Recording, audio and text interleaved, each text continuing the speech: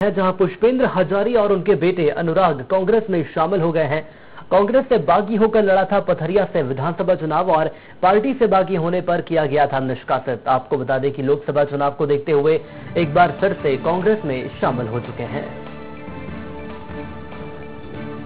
दमोह से बड़ी खबर आपको बता रहे हैं।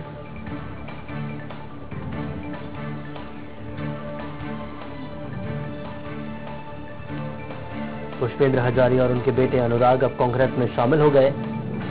आपको बता दें कि विधानसभा चुनाव में कांग्रेस से बागी होकर पथरिया से चुनाव लड़ा था और बागी होने पर पार्टी से निष्कासित कर दिया गया था। संवाददाता अनिल हमारे साथ जुड़ चुके हैं।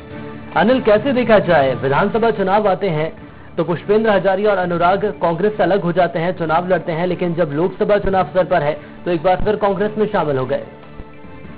बिल्कुल बताना चाहेंगे सुनील जी कि जैसा कि विधानसभा लोकसभा चुनाव सामने है और लोकसभा चुनाव को देखते हुए जितने भी कांग्रेसी बागी हुए हैं सबको एक एक करके मनाकर लोकसभा चुनाव को देखते हुए कांग्रेस पार्टी में शामिल किया जा रहा है। ऐसा ही ये हटाते हैं पुष्पेंद्र हजारी और उनके पुत्र अनुराग वर्धन सिंह हजारी, जो कि पथरिया से विधानसभा की टिकट मांग रहे थे। कांग्रेस से टिकट ना मिलने के कारण टिकट नहीं मिली थी, इस कारण से वो बागी हुए थे और सपा से चुनाव लड़े थे, जिसमें उनको हार का सामना करना पड़ा था। आज लोकसभा प्रत्याशी प्रताप लोधी के नेतृत्व में ये कमलनाथ मुख्यमंत्री कमलनाथ जी के निर्देशन में ये कांग्रेस ज्वाइन की है और कांग्रेस में लोकसभा का काम करेंगे।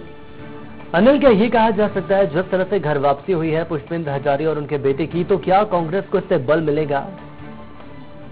बिल्कुल मिल सकता है। अभी लोकसभा चुनाव सामने है और कांग्रेस को एक छोटे से छोटे कार्यकर्ता की जरूरत है और ये कार्यकर्ताओं की जरूरत को पूरा करने के लिए और बड़े उससे बिल्कुल बल मिलेगा और लोकसभा चुनाव में काफी कुछ देखने मिल सकता है। जी, अगर बात करें यहाँ पर पुष्पेंद्र हजारी और उनके बेटे की, तो आखिर अब लोकसभा चुनाव को लेकर क्या रणनीति रहेगी?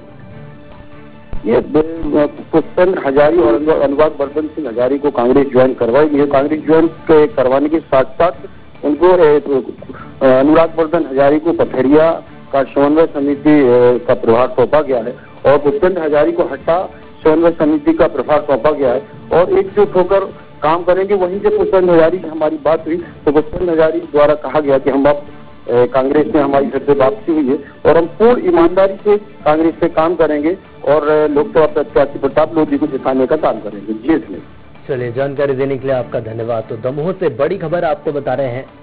पुष्पेंद्र हजारी और उनके बेटे कांग्रेस में एक बार फिर शामिल हो गए हैं। आपको बता दें कि पथरिया से विधानसभा चुनाव कांग्रेस से बागी होकर लड़ा था, लेकिन एक बार फिर घर वापसी हुई है और कहा यह जा रहा है कि अब एक साथ और एक मंच पर आकर लोकसभा चुनाव की लड़ाई लड़ी जाएगी।